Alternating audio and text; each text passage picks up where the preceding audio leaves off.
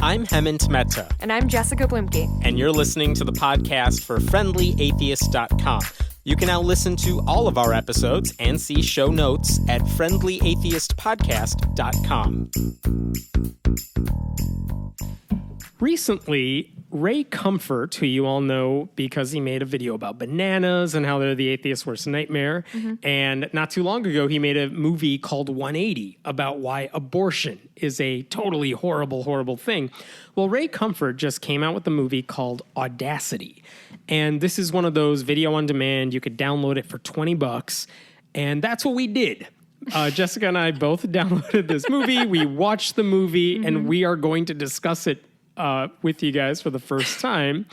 And what we're going to do, we'll give you a synopsis of the movie, and then we've watched it, we've taken notes on it, and we've said nothing to each other about it. No, it's been We've waited until now to talk about it. I feel like disclaimer is in order. Don't rent this movie. Like, I'm sure nobody will, but don't. It's not, don't do it. I'll disagree with you. You should rent it, but you should do it with a big group of friends. And then do it like one of those nights where you just want to laugh. I mean, like, if you have a drinking game for it, maybe. Like, yes. I was not drunk when I watched this movie, which was the worst mistake I've ever made. When should they take a drink? And by the way, this is an anti-gay movie. So this is one of those movies that is condemning homosexuality. Yeah. When should people take a drink if they're going to do shots with this? Every time you want to punch Ray Comfort in his face. Because he does make an appearance, sort of like in. He does appear in the movie. Okay, I think we need to. Okay, we'll back up. I'm gonna make up the drinking game as we go. I'll write it down. Here's what we're gonna do. We'll go through the plot for those of you who may not see the movie, and I can't imagine why you wouldn't. We're gonna go through the plot, and then we'll back up and talk about what happens. So. It starts off. There's two main characters really in the movie. Yeah. One is Peter. Who. As far as I can tell, I still don't know what he does for a living. Something on a bike. He's a bike messenger. He's a bike messenger. No, they're very illicit about he's a bike messenger. Whatever that means. Because I don't know what he delivers. Person. Yeah. He's on a bike. An envelope. At some point, he delivers an envelope. Anyway, he's on a bike, and he's super Christian. Super Christian. But just became Christian like a year and a half ago, he mentions. And now he's fervent about it. But he has difficulty evangelizing to people. So he wants to talk about Jesus, but he doesn't really know how to. And when it comes to homosexuality, especially, he gets really tongue-tied about it. So, he'll run into gay people. At one point, he runs into a lesbian couple on an elevator, and they're obviously together, and he wants to say something to them. Well, because the premise is he's on the elevator, they get in the elevator, they're holding hands, and they're smiling, and he goes, "Oh, you look happy," because people talk to strangers on elevators in this universe, which don't do that. And the gay couple says to him, "We're getting our marriage license, we're so excited." And he's like, "Oh." And then and they do like a close-up on his back jeans pocket, and he's like pulling out this... the Christian pamphlet on homosexuality. Which he just happens to have locked and loaded. Like at all. Like I like to imagine he has pockets for every scenario. Like atheist, gay people, polygamy, and like he's wearing cargo pants just to stuff them all in there. No, I was thinking like a trench coat. Trench coat with several different pockets. Anyway. That would be creepy. Yeah. So he's about to pull out the homosexuality pamphlet. And then decides not to. Because he doesn't really know how to say it to them. And I'm going to forward. We'll come back to this scene in a moment. Yeah. But this happens throughout the movie where he wants to say something, but he doesn't. Right. Let's talk about this elevator scene because I want to talk about it now. He gets out of the elevator, the lesbian couple gets off the elevator. Peter is still in there. And then all of a sudden... they pass the guy in the suit who like sees them holding hands and like does this like, "Oh, brother," eye roll. Yeah, the lesbian couple goes to get their marriage license, and this guy sees them, and he's pissed off at their existence. Obviously. So, which I will note that this in a similar fashion to Left Behind, which we also watched for reasons. They do a really good job of making their party look like assholes. Yeah, they're honest about how we think they would act in these situations. It's like they set up their own straw men on either. Anyway, so the lesbians go get their marriage license. Peter, who is played by Travis Owens, who we'll talk to in a little bit. So excited. Peter is still on the elevator. The elevator malfunctions, and it's like the beginning of Speed or something. Yes. The elevator malfunctions. It's a slight malfunction. And eventually, Peter's able to get off the elevator. Like it's no drama. Like it's stuck halfway between floors, Yeah. and then like the Doors aren't really jammed. opening, but he opens them up after Well, he hits talking. a call button, and he was like, "This is what's happening." They're like, "Okay, try it now." And he's like, "Okay, it's working. I have to go." And the guy's like, from the call button, like, "No, you have to stay there to make sure nobody gets on." Right. So Peter gets out of the elevator, and the operator's like, "Don't leave." Because people will die. Yeah, if they get on the elevator uses the after words, him, people will die. So they're gonna die. he chews some gum, gets a piece of paper. It says "Danger, do not use." yeah, because he's not going to stick around. No, he which, has like, work to do, that's whatever fine. he does. I'm fine with this character development. So he leaves. Suit guy with the shit face comes back. Sees the danger sign the with the danger gum sign. stapled to the elevator. And then here's the lesbians coming? Yeah, Mark, something I think like that. he hears the lesbians and then coming. he sees them, and the guy as he's running past, what's his face is like, "Make sure nobody gets on there. You Yeah. gotta help me, dude." And the guy's like, "Okay." And then he hears the lesbians coming, and he goes and he says like uses the words, "If somebody gets on that elevator, they're gonna die," which I don't know. Anyway, so the guy comes back, sees the lesbians coming, pulls the sign off the door, crumples it up, and throws it away and walks away and lets the lesbians get on the elevator. Which is really the Christian thing to do there. Jesus. And then Next thing we hear... the guy comes back, our hero comes back, sees the elevator door closing with He's like, no! Like, literally, it was like You the failed third, to save the lesbians. it was like the third prequel of Star Wars when Darth Vader is like, "No," for like 45 seconds. I've never seen Star Wars. That's fine. I mean, wait, any of them? No, I don't think so. Like in the prequel? think Okay, I we're slept gonna through talk about that later. But yeah, he's like, oh no, the lesbians. Dives onto the elevator. Can't stop it. And then you hear screaming and crashing, lesbians dead, and then smash cut. Travis wakes up in bed. Travis?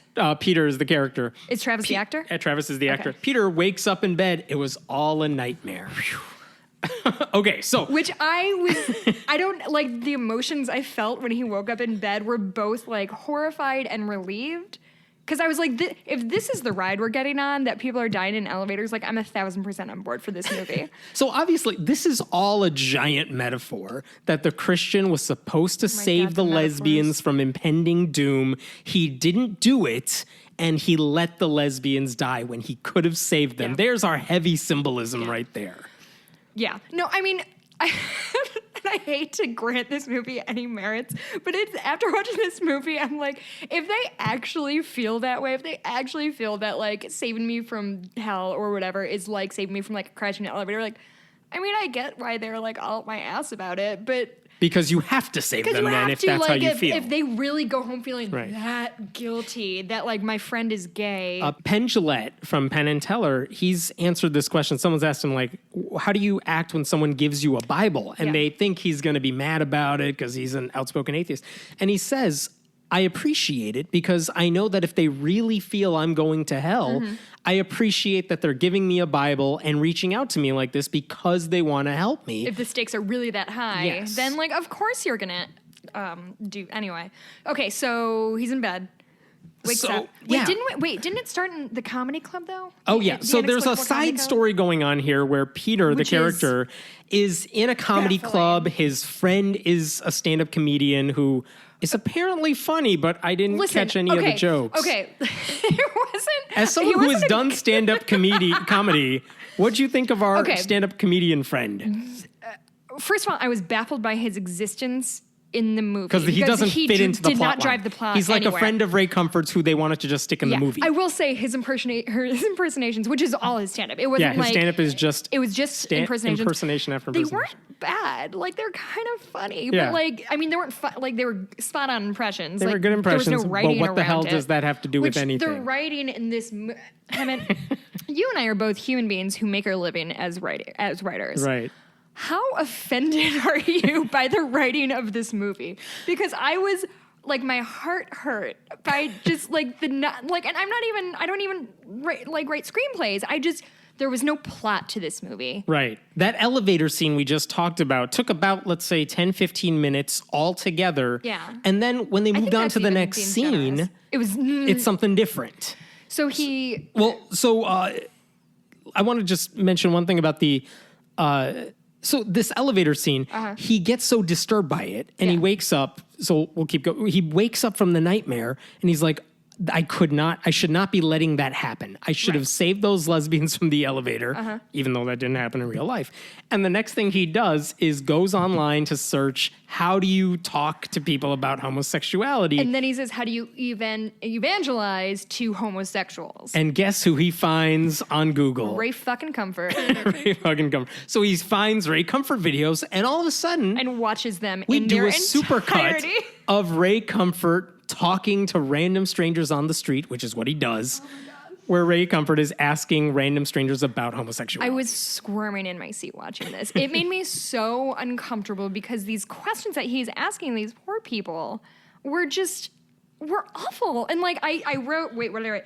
I almost forgot Ray Comfort is the worst because he is these like personal prodding questions he's asking strangers, which again, if he's, I don't know.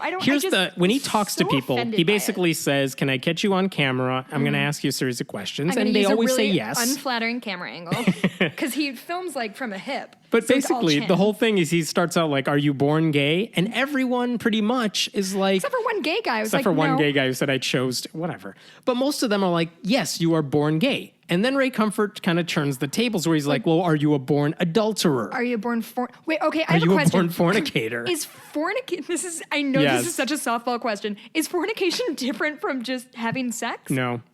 But I guess you can't say sex in a Christian movie, so fornication is the biblical word. I didn't know fornication was like having sex outside wedlock because he said... No, it's just sex, period. But so they're saying all fornication, if you have sex, you're going to hell? Because I think the assumption is fornication is the bad kind of sex. Unmarried sex. Oh, so like... So are you a born fornicator? And all these people are like, well, no, you chose to commit adultery. You chose to have sex outside of marriage. You chose to cheat or and do whatever. And then he says, do you think you're going to heaven? Everybody says yes. Everybody says yes. Although the one guy's like, if I don't repent my ways, probably not. And I'm like, all right, well, this guy can go. But he was like, okay, let's run through the 10 commandments. And so he runs through all the commandments, with every single person. Have you ever taken the Lord's name in vain? Have you ever stolen? Have you ever lied? Everyone says yes. I've done all these things. So you're telling me you're a liar, you're a fornicator, you're a blasphemer. He loved blasphemer. He said that a lot. Tells everyone they're going to hell. And cut it in such a way that everybody was like, well, thank you so much for telling me that. Yes, thank you for saving me. And he always says, does that make sense? And they always say, that makes sense, which I think Ray Comfort needs to learn the difference of thanks because I agree with you and you helped my life, and thanks, please leave me alone. Like, I don't know what to say to get you to stop talking to me. Here's my problem with his questions. He basically says something like, are you a born cheater? No, you choose to. Then he flips the table. Oh, so are you born gay? And they're all like, oh, I guess you choose to be gay. As if he made a point. By the way, there are videos online with him. Uncut interviews. And you could tell that in the final product, he is editing these to suit his needs, which is his right to do, but it is kind of deceptive. But the problem I have with these random interviews is when you interview strangers who don't talk about this stuff regularly, you're going to catch them off guard. And it's to me, it's unfair that you're using these people who have no business talking about this stuff. Like, talk to experts. Don't talk to random strangers as if they are proving your point when they don't know what they're doing. To me, it's like the difference between saying I'm going to like maybe talk to the Jehovah's Witness who comes to my house, or I'm going to talk to like a pastor versus I'm going to like assault people outside of church and be like, do you really think that Jesus was real? Like, I'm not going to, that's a shit move. And like, nobody comes out looking good. What do they know? They're not the experts here. So for me to use their answers to prove my point, it's like, oh, you couldn't handle the big boys in a sense. And he kept saying, I'm not judging you, but God is. Yeah, which... Yeah. By the way, when I did the Sold My Soul on eBay thing, I did an interview with, I don't think it was Ray Comfort, but it might have been his co-host. In bookstores now. Yeah, they did the same interview with me where, are you a good person? Have you ever lied? So are you going to hell? Whatever. And, you can try to finagle your way out of the questioning, and it's a magic trick. There's a way to get you to admit you're a bad person. The only way Jesus has to save you. The only way you can come out on top is saying, like, well, I don't believe in hell, so this is all non-consequential to me. Right. But, like, even then, I'm sure, I don't know. So Peter watches these videos in the movie, and he comes away after watching like 5 minutes of Ray Comfort Supercut thinking, yes, I know how to evangelize now, and I have to. He's like nodding his head as he watches. Oh, this is a little hard. part. And so all of a sudden, he goes to work where he runs into his colleague, Diana. What is their relationship? I think they're just colleagues at work. But at the end, it seems like they're like best friends or like love interest. No, they never do anything about love interest. No. They just kind of keep it as too interesting. There's like tension there, but really they're just coworkers. Okay, I do want to say this. I hated this movie.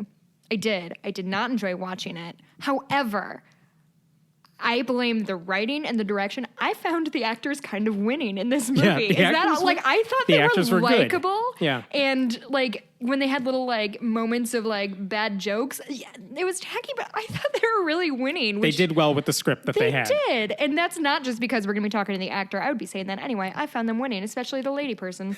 She seemed, I don't remember her name. Molly or her Ritter is the actress's name. She's Molly not Ritter. related to John Ritter, is No, she? I don't think so. And Diana is the character she plays. By the way, to his credit, Ray Comfort said explicitly he was not looking for Christian actors. Right. He was looking for good Hollywood actors. They had a real casting call for this. We'll talk to Travis about that when we talk to him. But they found real actors and they were good. Diana, the character in the movie, she talks to Peter and basically he's talking to her about religion, which she's like, she wants to shy away from. She doesn't want to talk about religion with him. But at one point, don't they start that religion that he mentions she's a Christian, and doesn't she say something about like goes right into like, how do you feel like, do you think gay people need to be stoned? Which like, whoa, like you jumped right there. Like, when he says he's a Christian, she starts like, she gets a bad look on her face. Yeah. Like, I don't like Christians because I know what they're like, which she reacted in the way anyone would react if you knew Ray Comfort was going to talk to you. No, that's exactly right. But Mike, this whole movie is based around like Christians and non-Christians, but the non-Christians in the scripted part of the movie seem to have never met a Christian before in their entire life. Yeah. Like when when somebody tells them they're like a Christian, it's the same way like you or I would react. I can't even think of anything like dramatic enough to like for these people's reactions. Yeah. Like it's it would always be like bad and it's always big. It'd be like if it was somebody my age who I worked with and I knew really well, and all of a sudden they're like, I love Glenn Beck. I'd be like, wait. What? Like, do we have anything in common? But they're so appalled by like his mere suggestion of being Christian that he didn't say, "Oh, you're all going to hell." No, if you don't, he just said he's like, just a nice I'm guy a Christian. who says, "I'm a She's like, Christian." Yes. So they start talking about this, and she asks him. She's like, "Oh, you're a Christian." I'm like, "Oh, so you think gay people are going to hell?" Right. And he says to her basically, "It's not exactly like that." But let me show you some videos I found online. So it was a very short scene, but he gets out his computer basically. He's like, let me show you these videos. Oh, look, another Ray Comfort supercut of him talking to people about homosexuality, which is exactly what you do on kind of the first time you bring up religion, I guess. No, that's softball. And at some point after they do this again, Diana tells Peter her brother has cancer. She's very upset by that, obviously. She doesn't know why it's happening. She's mad at God. And Peter says he's going to pray for her. And then the movie takes a really weird turn. And this is what Jessica's talking about with the writing. Yeah. We just cut to a scene in a convenience store. Just in out of nowhere. Trying on sunglasses. Random people are in there. There's a gay couple in line. Peter's to try on sunglasses. I don't want us to pass this by. They're in a convenience store and there's a line to try on the sunglasses. I don't understand why that was where we land. Anyway, this is what you do in a convenience store. You go there to hang out like you would a mall. But he was by himself, just like trying on. Anyway, so and all of a sudden, Peter is he comes to the store to pick up some stuff. And there's a shady dude. You know he's a shady dude because he's wearing like hobo gear. And he has a creepy look on his face. And you know some shit's about to go down. Yeah, I'm trying to decide if I'm more annoyed that there are 0 black people in this movie or so grateful that, like, Ray Comfort didn't cast, like, the black guy as the bad guy. I just, like... Anyway, it was he was really a white hobo, basically. He was a white hobo. So the white hobo... Long hair, like hippies. decides to rob the store. Everyone's freaking out, understandably.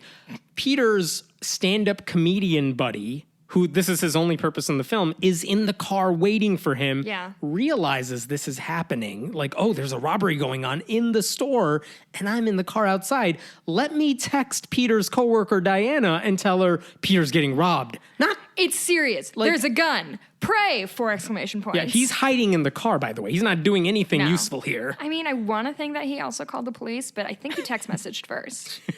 which is what you do. They're not going out, by the way. This is not his wife or his No, girlfriend. no. Just a random colleague at work. But I mean, she needs to get on and pray. Yes. So they're in the store.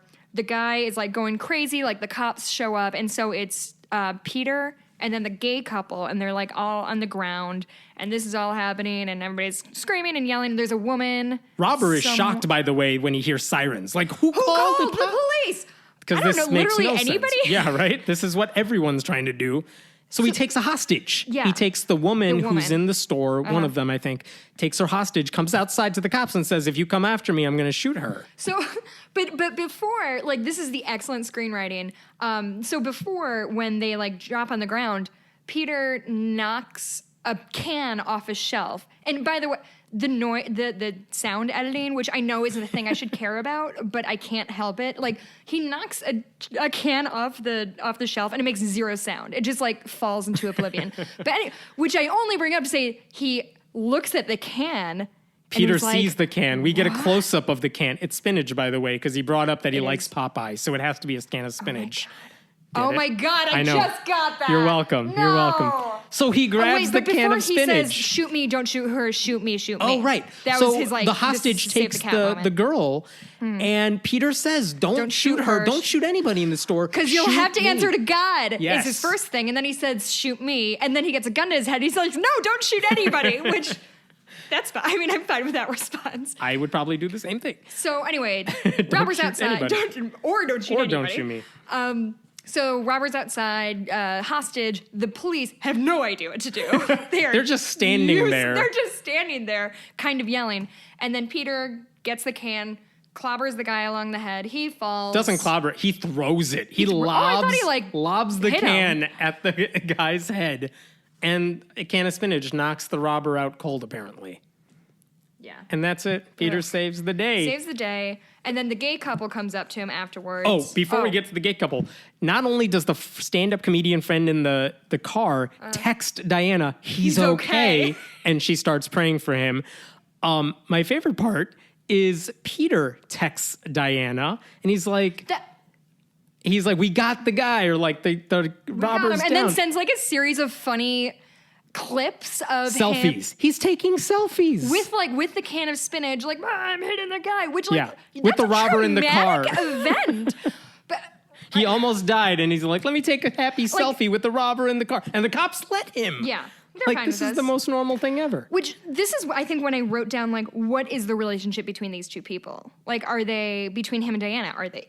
Okay, In a better written screenplay, they would be going out by now. Right. But we have not established that in the movie. It's just kind of assumed they love each other, kind of. I guess like Kind they're two of. attractive white people. That's Right. what attractive white people do.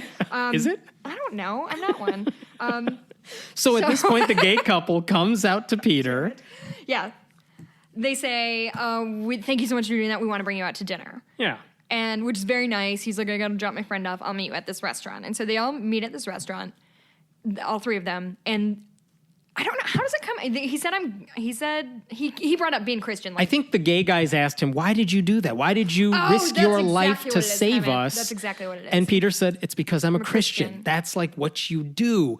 And again, one of the gay guys is like, has the Ray Comfort Yes, reaction look yes. like, oh, you're a Christian.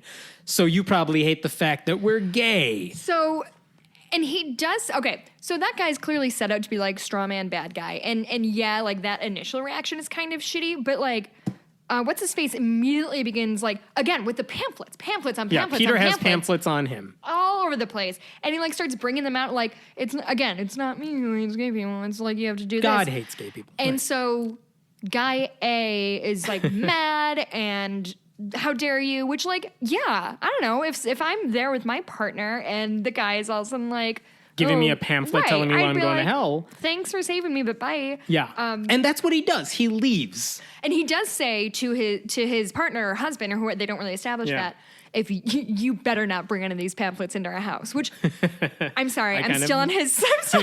get it. I'd be But furious. the partner says, I will stick around and talk to Peter because I think I owe him that much in a sense. Yeah. He This saved is my the most- life. Yeah. So Peter ends up evangelizing to this other gay guy. Yeah. And the thing is, like, they definitely do the thing where they show time elapsing, courses happen, pamphlets are read, and more pamphlets. And the best part is, in addition to the pamphlet, when it comes time, I don't know if it's time to tip the waitress, he hands her... Oh, fuck. He hands her $1 million bill, which is really a gospel tract, which if you're a waitress, that has to be the worst possible way to get a tip. Sorry. Not if you're a waitress. When I was a waitress, that did happen to me. You got a Christian holy tract? shit, I lost my mind. I was so... And in lieu of tip, which... In lieu of a tip, not in addition. Not in addition to, like... Oh, that would piss me off, I've gotten too. a few pamphlets, like, in the book, but one time it was like I was, God, beside myself. I was so mad. And by the way, that pamphlet and the $1 million bill are all examples of product placement because you could buy them on Ray Comfort's website. Really? Yes. I love that. But in this horribly unrealistic movie, the least realistic part of this movie was when and it was like in a montage scene, the waitress came back with another waitress and asked for another $1 million bill because they're like, oh, I love this We want to pamphlet. pass these around to our friends. Yeah, no, that's not Just going to everything. happen. But like, and then they ended it with the guy kind of doing the like, oh, you have some good points sort of face, which... So, yeah, as if the gay guy's gonna go home with a pamphlet. What's the next scene in that guy's life? Breaking up with his boyfriend, obviously. And like... Joining a monastery. Whatever. I can't even. So at this point, the dinner is over. Peter goes to visit his friend at the stand-up comedy club where he dropped him off before dinner, and Diana meets him at the comedy club and tells him, I watched those Ray Comfort videos. I am starting to believe. They did like kind of a super cut of her. I think it was like in the midst of the pamphlet scene. Yeah. Of her like on her laptop in her dark apartment, like watching these videos, which is so compelling. This is what you do in a dark apartment. So compelling to watch is like somebody clicking around on a laptop. So she shows up. The comedy is happening. Oh my God. Big quotation hands while you say God. comedy. And then she has an emergency.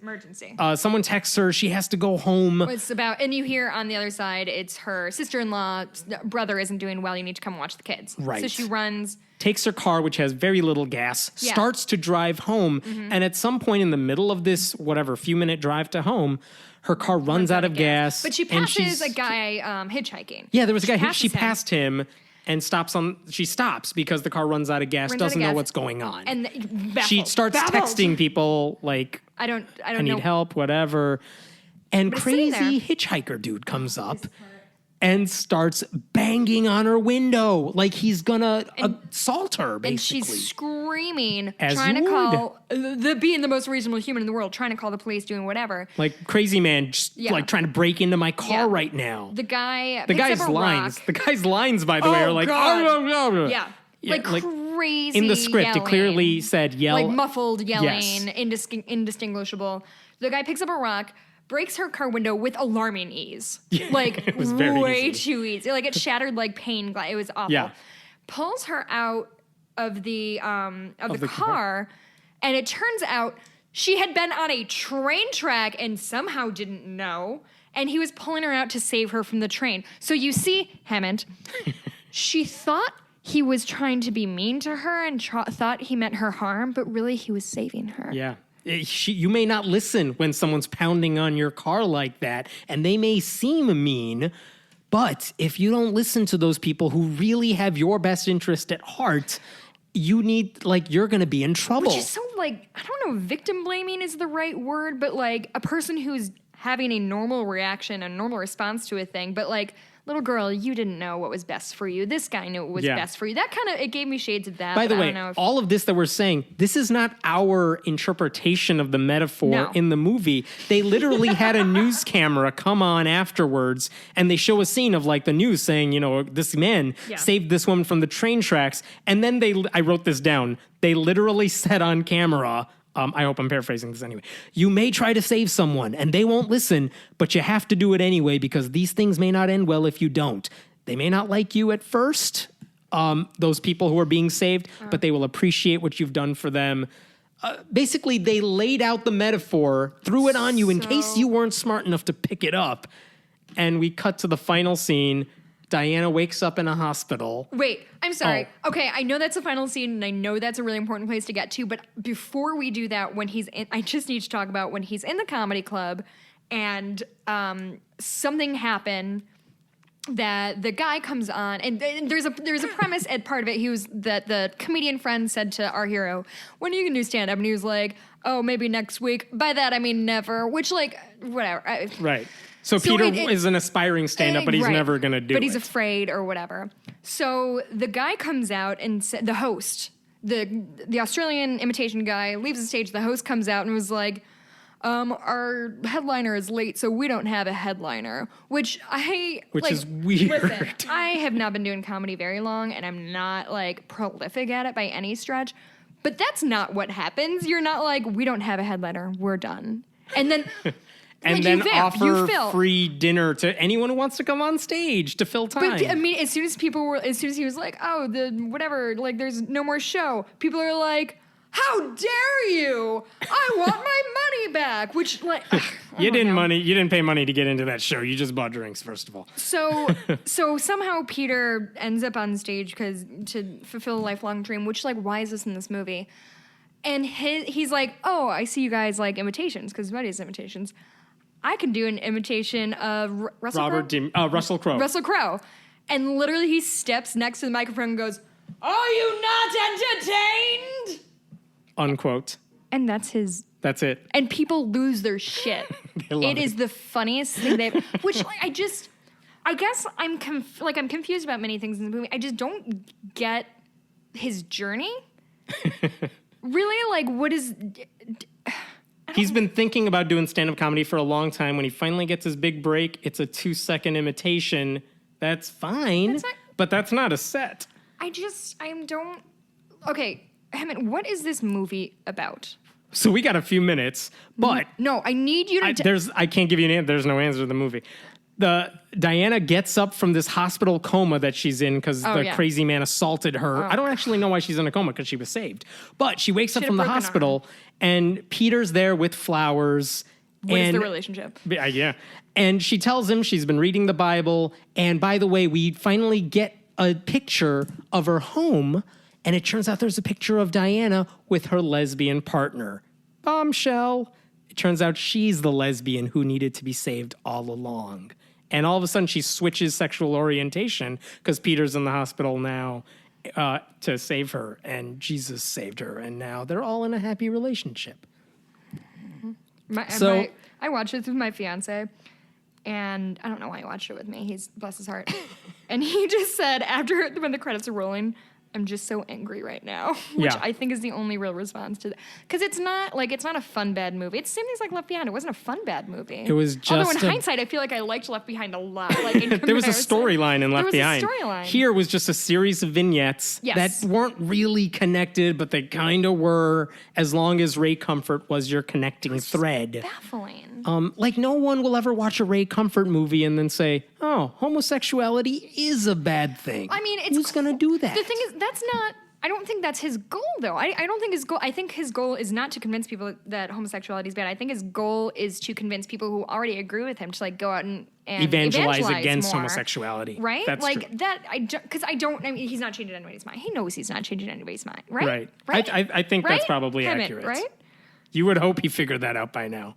I don't know. Okay, so here's what we're going to do. Okay. You could tell the movie made us angry.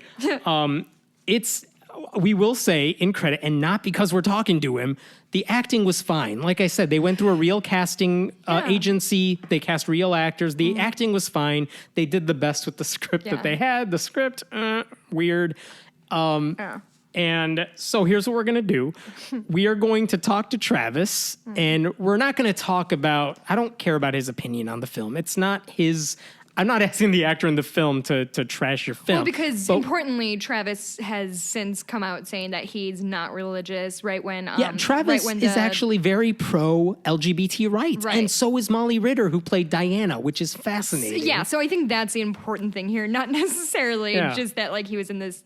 And that's why we wanted to talk to him. It's you're in a Ray Comfort movie that's really anti-gay. I wonder what Ray Comfort's like. You're totally for LGBT rights, and so is your co-star in this movie. Yeah. Is that weird? That's what I really want to know from him. Yeah, I want to know what their conversations were on set. Right. We can ask him. So we will ask him that. All right. We'll be back in a little bit.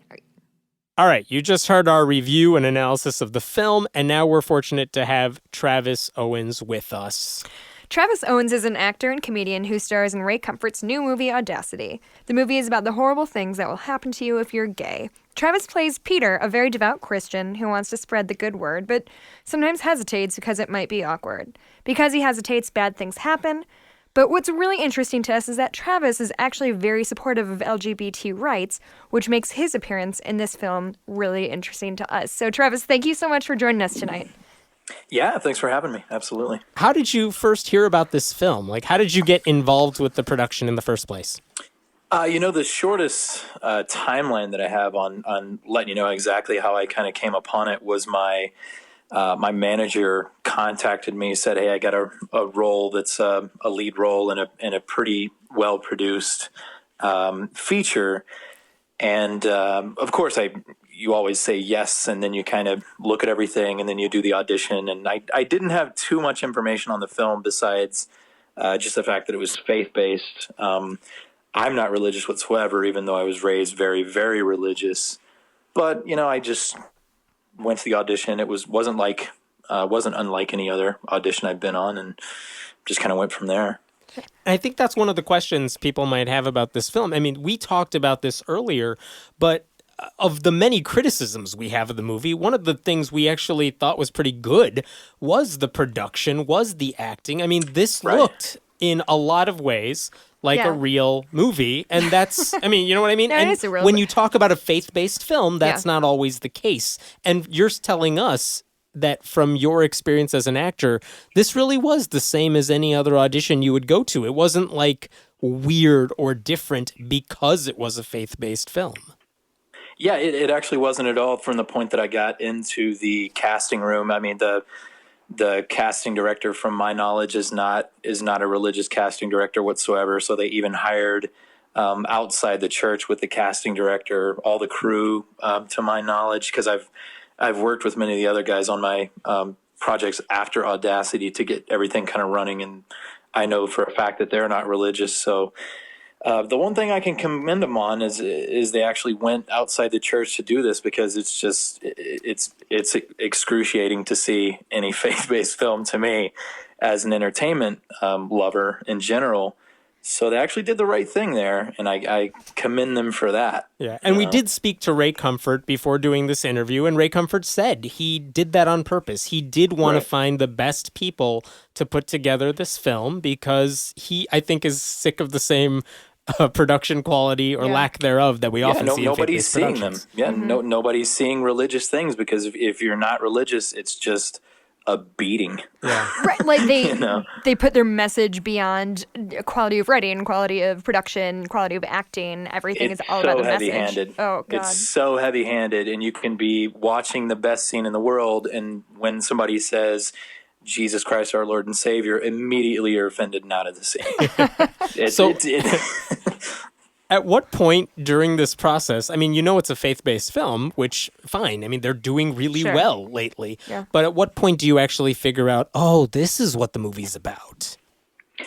Towards, I think that I got the complete script about a week before filming, after some kind of rehearsals of scenes.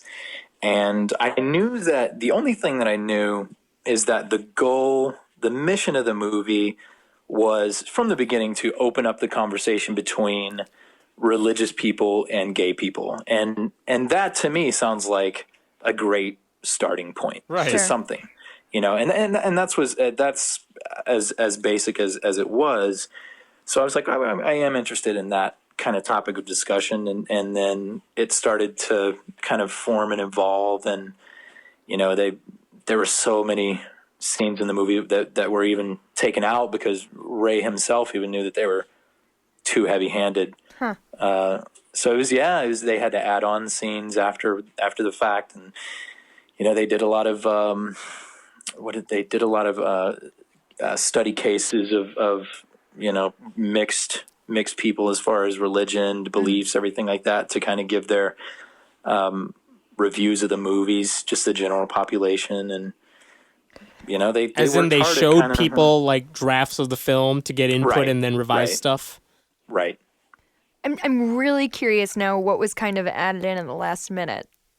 The restaurant scene was one scene that was added in, which I think was a great thing to do. The one that you were in? That Okay. introduced my character to the gay couple. Sure.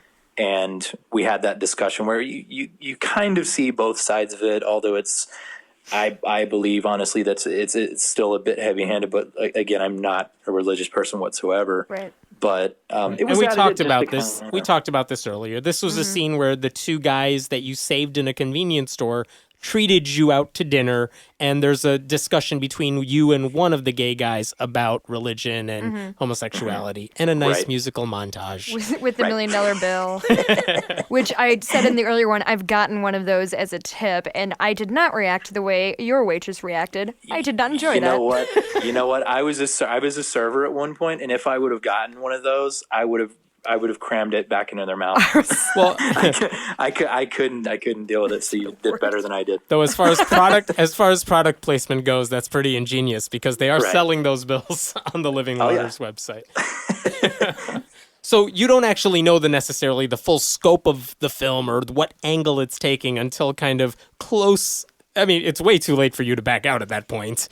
Sure. Yeah. I mean, you're contractually obligated at that point to finish the job, which it wasn't. It's never a thing about legality to me as an artist, and that's the unfortunate thing about an artist and what we worry about and what we consider with the job. It's not, am I in some hot water here? Am I treading thin lines here? If you're an artist, hopefully you are. Hopefully you are making people think, and hopefully, it sounds funny, but hopefully, I have Christians, because the interesting thing is after it finished, I had Christians that came up to me and just were like dumbfounded at the fact that I wasn't religious, and I was just like, no, man, no, It's called I'm an acting. actor. It's like, right. It's gay people didn't see that I was an actor, just trying to act. They always had an excuse that I was just some horrible money mongering Sure. entertainer. And even Christians were like, I'm really, really disappointed that you don't share our beliefs. And you guys were actually the only ones that wanted to have a discussion about it, because religion is fascinating. Yeah. Yeah. Well, and I'm a writer for a marketing company, and I can 100%, I've written things that I wouldn't necessarily ascribe to. Granted, my face isn't attached to it, but it's your job. You're a professional actor. That doesn't, you can't be expected to always do these perfect politically correct roles. Right. Of course. And you told me this a little earlier too, which is that as far as acting goes, this is almost 180 degrees different from who you are as a person, which makes it a fun, challenging role in that sense. And your face was on the poster. It's not all. Yeah, it's not almost. It's 180 degrees of me. I mean, my little brother's gay, my best friend's gay, and my sister's gay. And the first thing I did is took this project to them and said, "Hey, this is what it seems like I'm doing here," and they were they were excited for me. They were genuinely excited because they know that they want to see me do that role, because they're like, that is so opposite of you that I'd be interested in even seeing you play that role. And I'm a comic. This is not a role that is strictly for a comedic actor. So It's a dramatic that's the role, one yeah. thing. And we brought this up it a little is. earlier, too, which is that, yeah, you are an actor, but you are a stand-up comedian.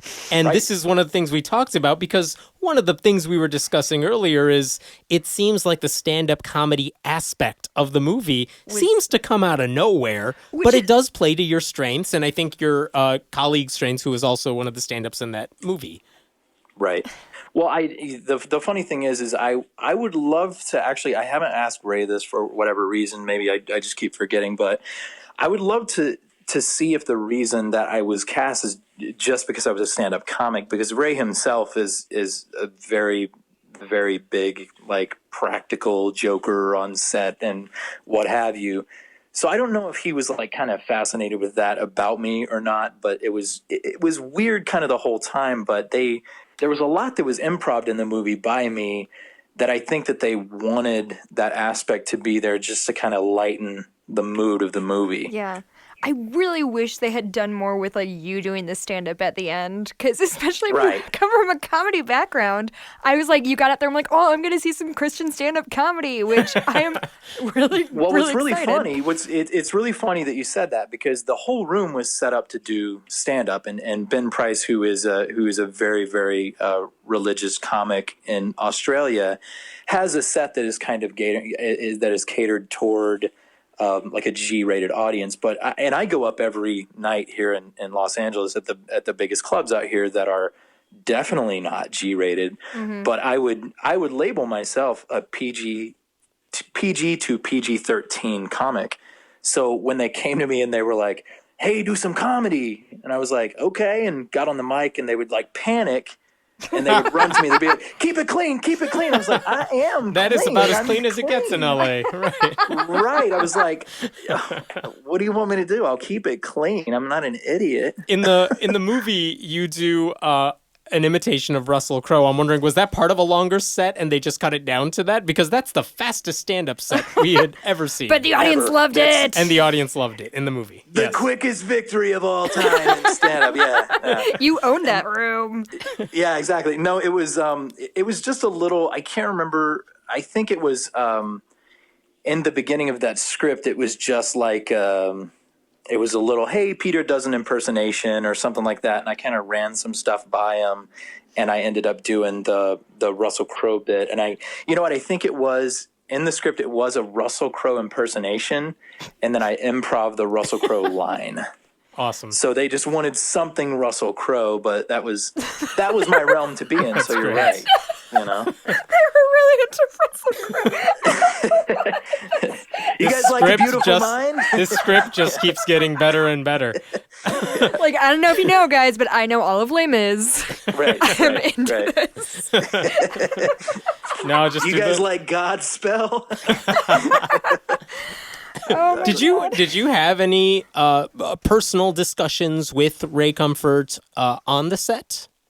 You know, this was really funny because I'm smart enough to know with religious people, especially evangelists, where I am in my beliefs, which are not really as something that I'm confused about daily.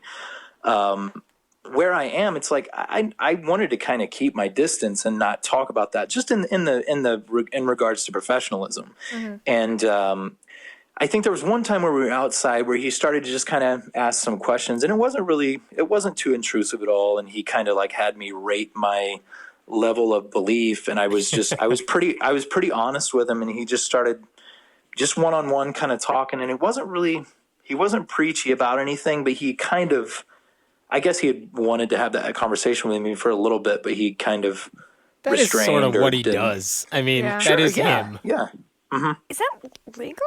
Like, can he ask you what your religious beliefs are before You know, he I don't hires know. you? He's not hiring or firing him based on it, so I don't think it would make a difference. Well, I mean, that's a good question, though, Jessica, because it's like I was thinking about this today, like how offended everyone is by anything these days. And like, I guess I'm just not from the place where I get offended by like things that people say to me in like a one-on-one situation. So when he brought it up, I was just like, oh, no. And I was open about it. And I didn't really, say I don't want to discuss this or anything like that. But it was pretty cordial. I mean, it was as casual as it could have been. Was he really involved in the process? Of the process of the movie? Of filming the movie? Like, was he on set? Yeah, he was on set. He wanted to, which is, he was on set about every day. He was doing a lot of behind the scenes footage. He would just he was really, really good about letting everybody work, letting everybody have their space. So the cinematographer and the lights and sound and everybody like that, he would kind of just check in and say, hey, do you mind telling me what's going on here? So I can like get some behind the scenes footage, and everybody was pretty cooperative. So he just kind of liked to be around and check it out. And he wasn't really, he was never a bother, actually. Yeah.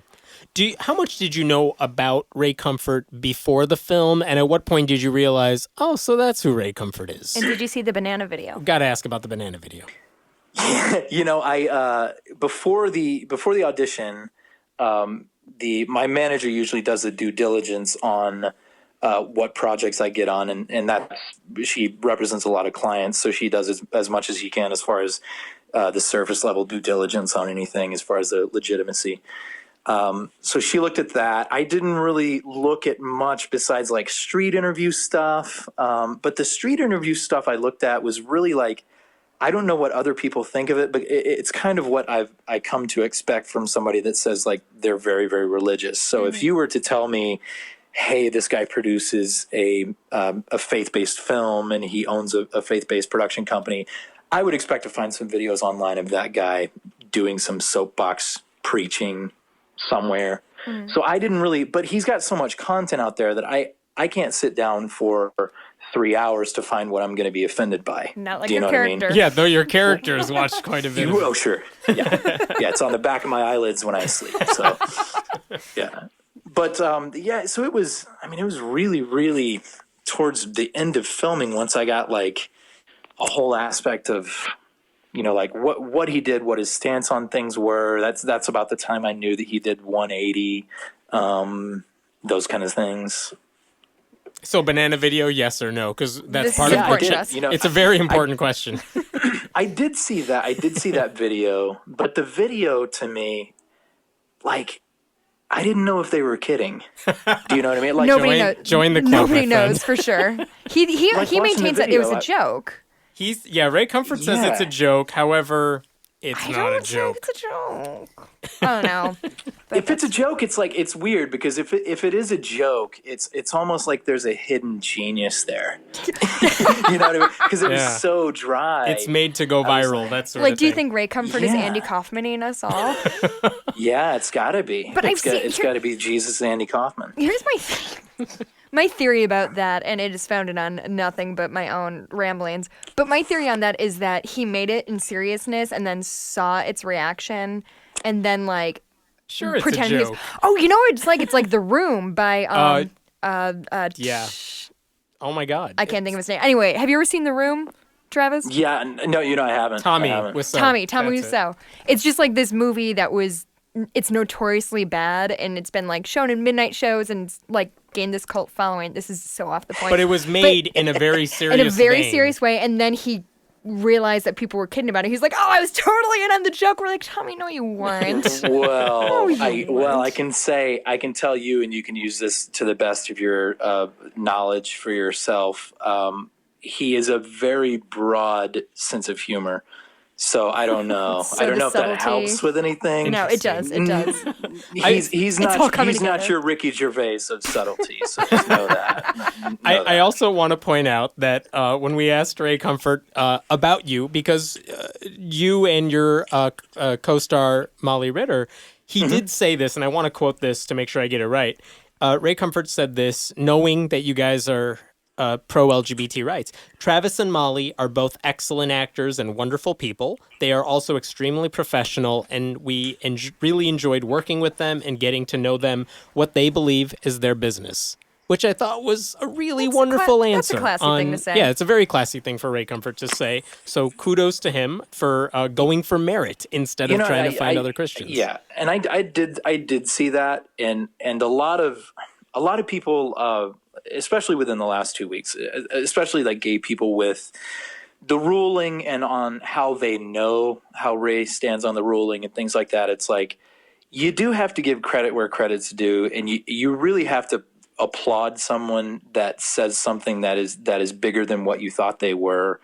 And I do honestly, if I'm telling you just person to person about Ray, he's a really, really nice guy on set. He always asked me if I needed some water, anything to eat, if I got enough to eat, if how the day's going. So I really do have to credit the fact that he's a really nice, genuine, giving guy that just has such a strong belief in his convictions. Yeah, you and know? I will add to that I know plenty of atheist groups in California who have interacted with Ray over the years. I've always heard the same variation of that story, which is he's great in person. Yes, he has those beliefs. He's wrong. We want to criticize his beliefs, but he is a good guy, Yeah. which that's kind of what you hope for. Well, and Hemant, wouldn't you say you and I have had this interaction time and time again where Travis, on this show, we try We've to get talked people who from disagree with us on a lot of things. and we think that's really important is to get different points of view. And I will say, without fault, I don't think we've ever interviewed anybody who like we flatly disagree with. And there have been several who I wouldn't go get a beer with after the podcast. You know what I mean? And I think the way people stand is, I don't know. It's I don't know. The one thing that was really, really interesting to me, if I can add, was after I met him, like, so you go into something and you find out information on somebody and you find out some past experience with somebody and their beliefs on something. And towards the end, like the ending day of filming, it's like familiarity is such a strangely powerful thing. You know what I mean? When you're constantly interacting with somebody, when you're running into somebody, when you're having one-on-one discussions with somebody, when you're sharing something with somebody, it's just so crazy how you look back on it and you're like, I'm supposed to hate this person. Oh, yeah. You know what I mean? The familiarity is a crazy thing that a lot of us discount. Well, and I think, and not to get too broad about it, but you saw that all the time when sort of the dominoes were falling in terms of LGBT rights of these like hard and fast Republican senators or whatever. All of a sudden their son is gay, and all of a sudden I understand homosexuality is fine because it's there in their life. It's not some abstract other thing. Exactly. Yeah. Does this change? Was your working on this particular film? Does that change how you may approach projects in the future? Like, are you more willing to step outside your comfort zone? Absolutely. It definitely does. I love the work that I did on the film. I never get to see the work until the edited project. I was, albeit a few parts, I was very, very happy with my performance. I think that I said some things that, I never thought that I would be able to pull off on camera, and it worked. And that's honest. It's a funny thing, but it's really honest how I look at some text, and I'm so detached from it, and I'm just sitting in a room going, how can I make this work? Yeah.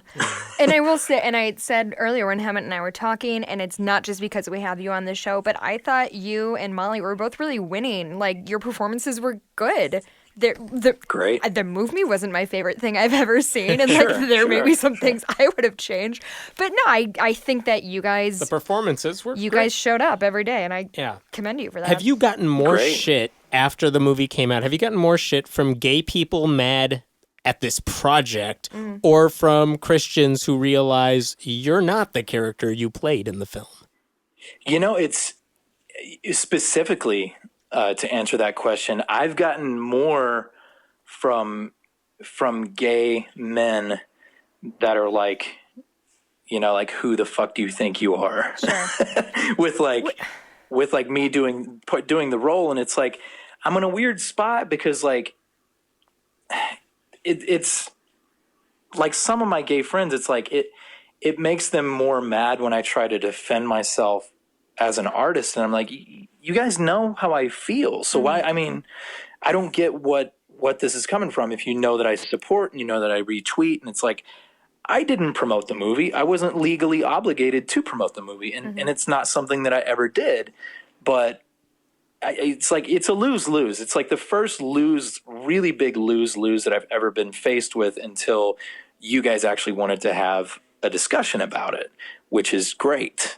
And I mean, and to be perfectly frank, if Hammett didn't come across your tweets, I would have assumed you were part of that like movement, that conservative anti-gay movement, because what else would we have to go on? But on the flip side, I don't at all fault. Like, I have tons of friends who are working actors and comics. Like, and I think if any of them got the chance to be a lead role in a movie that was going to get marketed and promoted, there's not a lot of people. I mean, it's easy to talk when that offer's not on the table. Yeah. I don't know a lot of people who would say no to that. I don't know. My friend was in Mamma Mia for 2 years. She had to sing Dancing Queen every night. Sometimes you do things. I did do an audition in college. I auditioned for a role, and they were looking for brown people. I'm like, I'm in. Oh, that's you. Sweet. I'm gonna get. You're brown as fuck. I had to read lines saying I'm a terrorist who wants to blow up the Trade Center.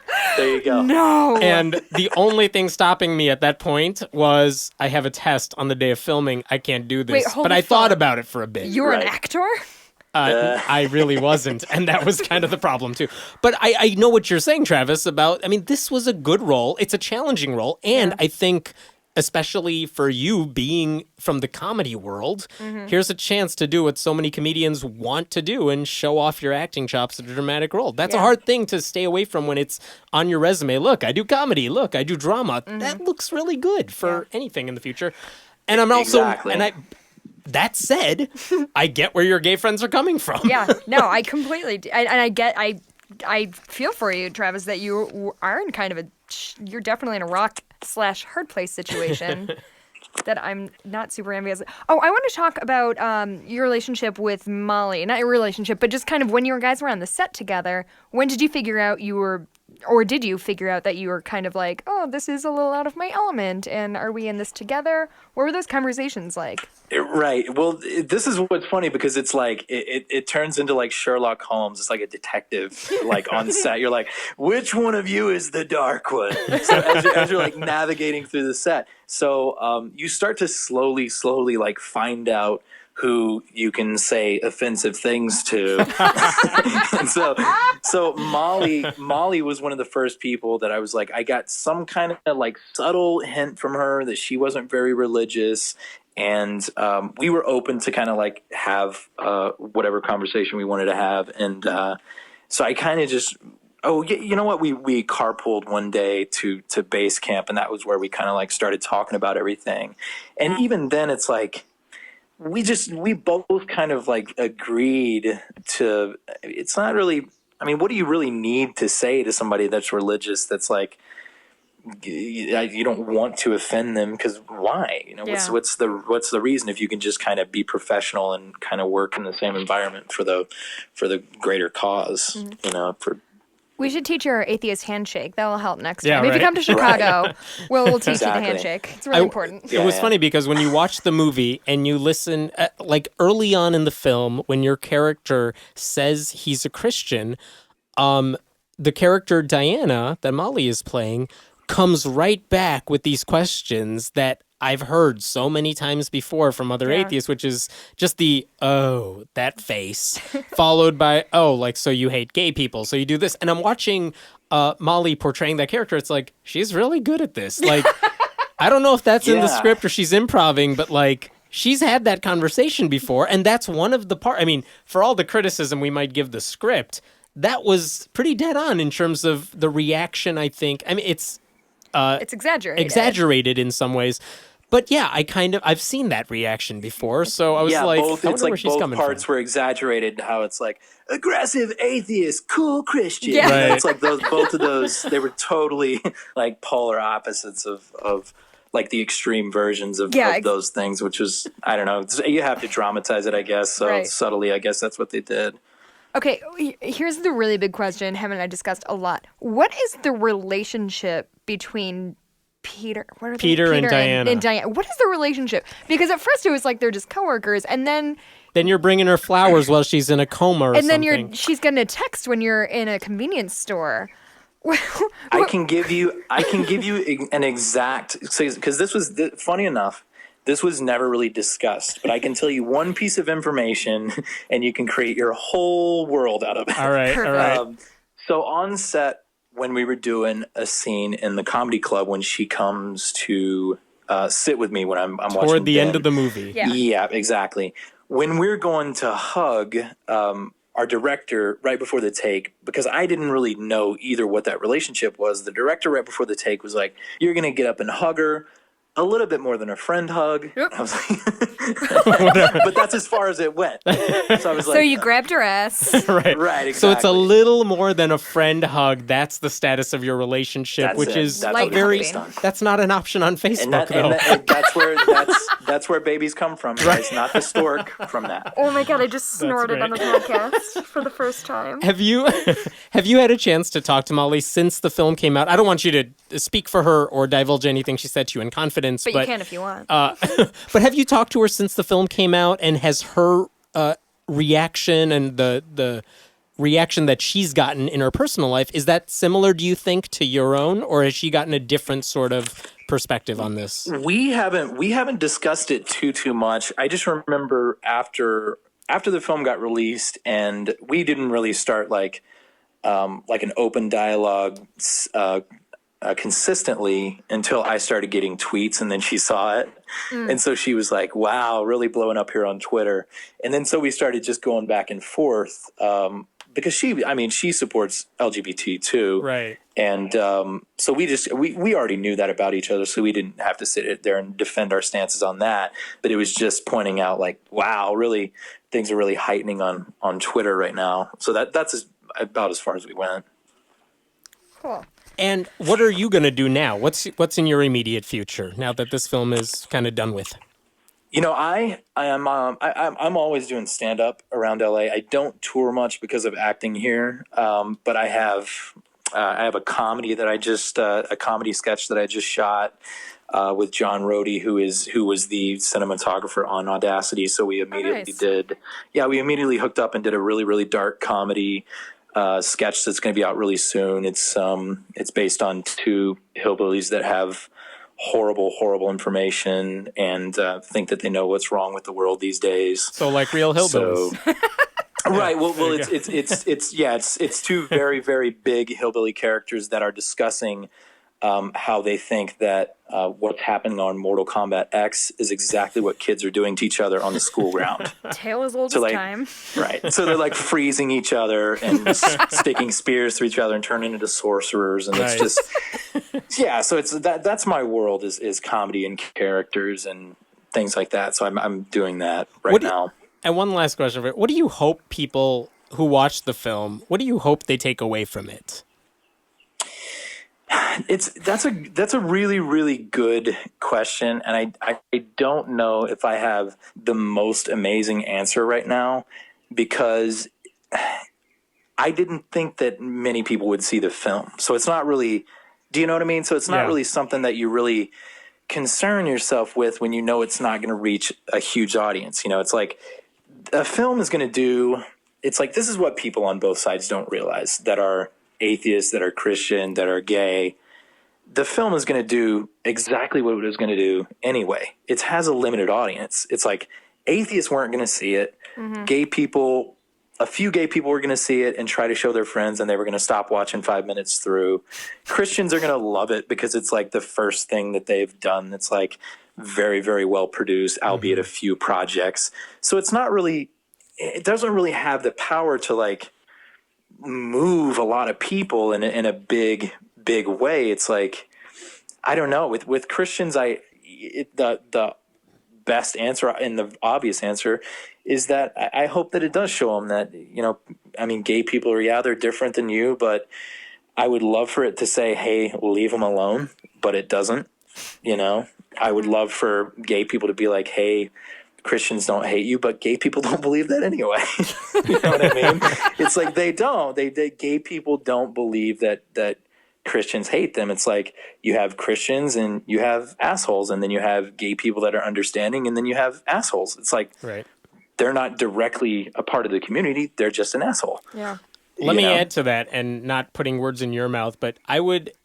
we said this earlier, like, should you watch this film or not? Jessica doesn't want people necessarily to buy the film off of Ray's site. No offense, Travis. Yeah. I think they should. We're not getting residuals. I would feel really bad then. I think they should in some capacity. And I would say that for the same reason I've visited and paid for admission to the Creation Museum twice, which is that which is that it's an educational thing as an atheist to see what the other side is saying. And I think it's worthwhile to see it firsthand from their perspective instead of through someone else's filters. And I think it's important to know what someone like Ray Comfort thinks about gay people, how he argues, how he does the heavy-handed metaphoring and all that. Yeah, and there's a value to that. I can exactly see where Jessica's coming from. I really do, because I'm an emotional person that acts on emotion, and I get it. I totally get it, and I'm totally empathetic. So I definitely understand where you're coming from. Now, as far as what you just said, Hemant, is I love the fact that you said that you should go buy it online because of this. This is the only reason why. And my girlfriend is a therapist, so maybe this is her talking. But you reward good behavior with a person that's going, look, this is what you need to be doing, and this is what Ray needs to be venturing into is, hey, let's try to understand each other and let's try to have a conversation with an understanding of, hey, look, we understand that you think like this, we think like this, let's have a discussion about it. So in a way, rewarding good behavior on making a project that is a little less heavy-handed may be good, you know? So I agree. And I think it is important that, you know, both sides too. It's so easy, and I've seen it through atheists, and I've definitely seen it on the other side. It's always very easy to create caricatures and stereotypes, straw men of what the other side has to say. It means a lot more. You are more effective in terms of advocating for LGBT rights when you can say, here's what the other side did. I know it because I saw it. I experienced it. This is their own words. We've spoken on this podcast before with the Right Wing Watch. Yeah. And like, why are they, in my opinion, why are they so effective? Because all they do is take the right wing people in context and they just say, this is what their actual words are. You don't have to say anything more. So I think there's some value in saying, look, this is how Ray Comfort argues. So if you want to combat that vision, you should know exactly what they're doing. No, and I did mention earlier, and I will concede that the scene with, oh my God, it was so heavy-handed, but like with the train tracks in the car and the guy pulling out of the car, like when the guy and the newspaper news reporters explaining everything. Oh to my you. God, this is my brother, and this is, but I did say this is if really Ray Comfort thinks that we are also in danger of going to hell, that if he doesn't like proselytize to everybody he finds, that it is like letting people get hit by trains. If that's really what they believe, that was a good way to put it. And it makes me slightly more empathetic. It will not make me want to talk to people in the street. I will not, but I get it. That brings up a good like curiosity to me. Is like, I'm glad that we're talking, because now I'd love to ask him if, like, I wonder if that feels like a burden. Do you know what I mean? Like, I wonder if he feels burdened by the fact that, like, he has a quota that he constantly is, like, thinking about. Like, because I think that his motto is, at least in his emails, is until the nets are full, which is, like, sure, it's poetic, but, like, there's got to be a lot of burden there. Do you know what I mean? And I wonder if he feels that and is willing to admit it, you know? I don't know. Yeah, it's just what we were talking about earlier. I don't think anyone doubts Ray's sincerity with what he's trying to do. I mean, it doesn't mean he's right, doesn't mean you have to like it. Right. But I don't think he's like playing a character. I will give him that. I think he's genuinely serious about, I think he really does believe if you are gay, you are falling down that elevator shaft and someone has to rescue you. And the way he presents that idea is maybe funny, but that, I mean, I think he really does believe that. Wait, I'm sorry. Are we going to finish this interview by saying, like, Ray Comfort is the good guy? Like, I feel like 3/8. No, that's fine. We'll that splice can't be this. the end of this interview. We'll make sure the banana video part of this comes at the end of the interview, and it'll all be okay. No, yeah, I mean, just because here's what I would like to leave it on, because I will not let this finish this way. Just because he thinks just because that's his sincerely held belief does not mean it's right, and it does not mean it's okay to legislate and rally against gay people. Sure, and I agree. I'm from the camp of who gives a shit. Do you know what I mean? Like, if it doesn't have anything to do with me, it seems really, really dismissive. But it's just like with Christians, like, if it doesn't have anything to do with you, I think it's I think it's a stepping ground that you shouldn't be allowed onto. Do you know what I mean? It's like worship within yourself. Right. And I think that's, Hemant, why you found success on your blog, is because you're not going around shitting on Christians for no specific reason, just because they believe something specific reasons. Yes. That's But you, and when I write for your blog, this is what's happening, and this is the lens through which we're viewing it. We're not like, this person believes in God, let's remind everybody why that's probably dumb. Like, that's kind of not there's your a reason, jam. because it's legislation. Right. When it's affecting people that I care about, I get mad. If you just believe in God, I disagree, but I don't really care. Right, exactly. And I think, Travis, that's what you're getting at too. Like, if Ray Comfort believes this stuff, so be it. But if he's trying to push to ban gay marriage, then we have a problem. Right. And that's a different issue altogether. Yeah. Of course. So, Travis, where can people find you? Where can they watch your sketches? Where can they find you online? I'm opening up a channel pretty soon that'll be on Twitter. Twitter's the best place to follow me. It's where I promote everything. T Owens Comedy, Travis Owens, just T Owens Comedy on the Twitter handle. Facebook, don't really do a lot of action on there because no. But yeah, Twitter's the easiest place. I update shows where I'm at, and I love to talk about religion in my shows. So if you can't get enough, swing on Maybe by. for the bumper for this episode, we should have the Audacity cover, but rainbow-fied on Facebook. I'm down. Sure, go ahead. Ray Comfort will love Down it. on that. There we go. You can be in charge of that. All right. Travis, thanks Yeah. so much for your time. Good luck with your career. And thanks for being willing to talk to us because, trust me, this is not an easy thing, I think, for a lot of actors to do. And I don't think a lot would have done it. So thanks. No, I appreciate it, guys. It was a lot of fun, and keep up the good work. Thank you. Thanks, Travis. All right, bye. All right. We'll see you later. Thanks so much again. We really appreciate it.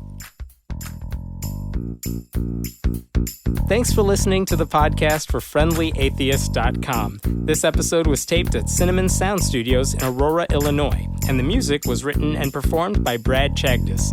If you like what you're hearing, please consider making a contribution at patreon.com/Hemant, that's He-Man-T. We appreciate your support. I'm Hemant Mehta. And I'm Jessica Blumke. We hope you'll join us next time.